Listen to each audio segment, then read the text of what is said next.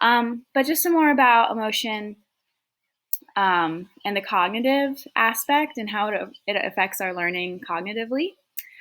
So yes, our emotions do affect how we learn. Absolutely. So they and our mood affect our memory. They affect our judgment and our learning. And like I said, these emotions are stored in episodic memories. And so just a little more on mood, really interesting. So they can affect a capacity to learn, and you definitely want to promote positive affect in your room, those positive moods.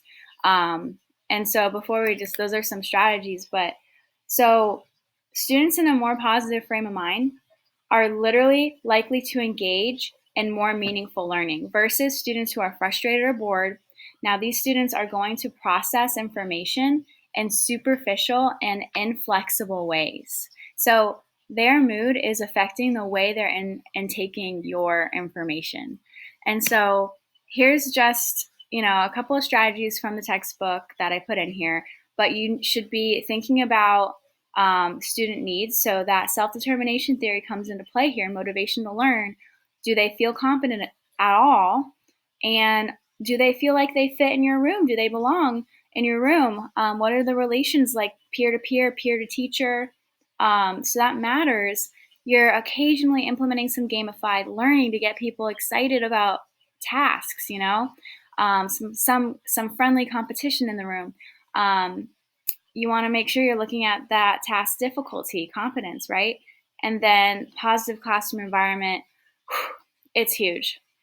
It's huge. And we will talk about that in its own class. I'm so excited. Um, so when we're talking about affect and learning, there's these three big relations, basically. So affect, learning, and then like you put these three in the middle. And they're going to kind of show you how learning goes. So the first one that we're going to talk about is achievement. Our when kids succeed and when kids fail. So obviously, when they're succeeding, they're more likely to expend effort. They will have higher expectations of themselves because their self-efficacy is higher. And then the antithesis of this is the child who has adapted that learned helplessness, where literally no attempt at learning will be successful. And I had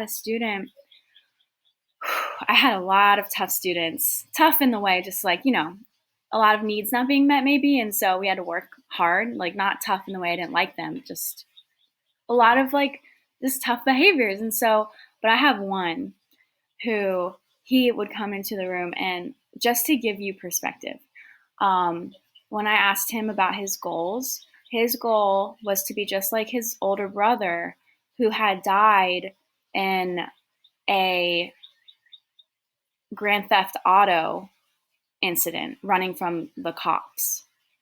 That was his goal.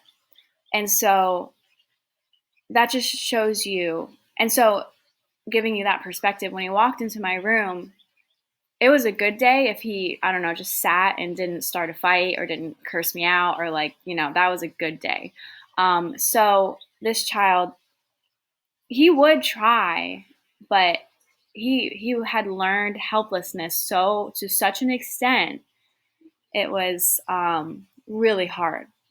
And we worked with him a lot, but it was really hard, really hard. And so you're going to have some students like that.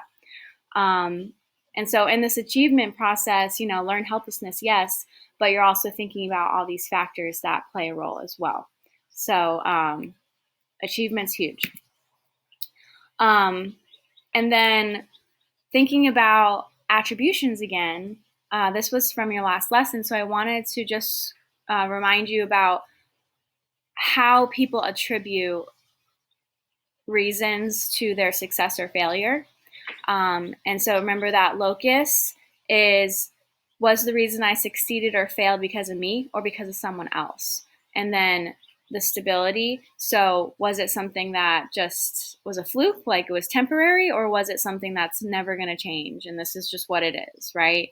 And then controllability, how much do I get to control what happened in this? And so when you're thinking about attributions, internal and external attributions are huge, and they're related to emotions and behavior in the classroom and learning. So the way that learners perceive something is happening to them causes emotions to erupt, whether that's good or bad. And so learner attributions matter because this means that now your student has a personal stake in how they're interacting with you and with the material and with the test and with whatever it is. They're involved. Whether they think that it's their success or failure is because of them or not, they're still a part of this picture. And so I just want to highlight when students succeed, they're going to expend that effort and whatnot. Sorry, I was looking at the wrong note. I'm making sure because this is a really big one. And so, okay, yeah, we're going to go to this one. And so, why might attributions actually matter so much for students? And so, think about relationships, frustration, perceived fairness in the room, how students perceive the fairness, how this relates to their motivation to learn and their motivation to learn from you. And so, just a couple of examples for you. When I was in middle school and took a test, my teacher took off points because I didn't write the answers in capital letters like A, B, C, D. I wrote them in lowercase. So that was a very like external attribution. I could not play a part. I didn't know. She didn't say, right? And I had all the content right, but she took off all these points because of capital letters. So I literally shut down. I probably got really moody with her. I didn't want to learn from her. When I walked in her class, thought she was unfair and I didn't like her. And so I'm attributing my failure to her, very external, right? Also, when I was teaching fifth grade, I had students who would say to me, because I taught reading and writing, and then I had another teacher who taught math and science. And I had students who literally would work so hard in my room. And when they went over to math and science, they were like opposite students. Like they just would not do a thing. And I do think that had a lot to do with how I ran my room and how it was very equity based.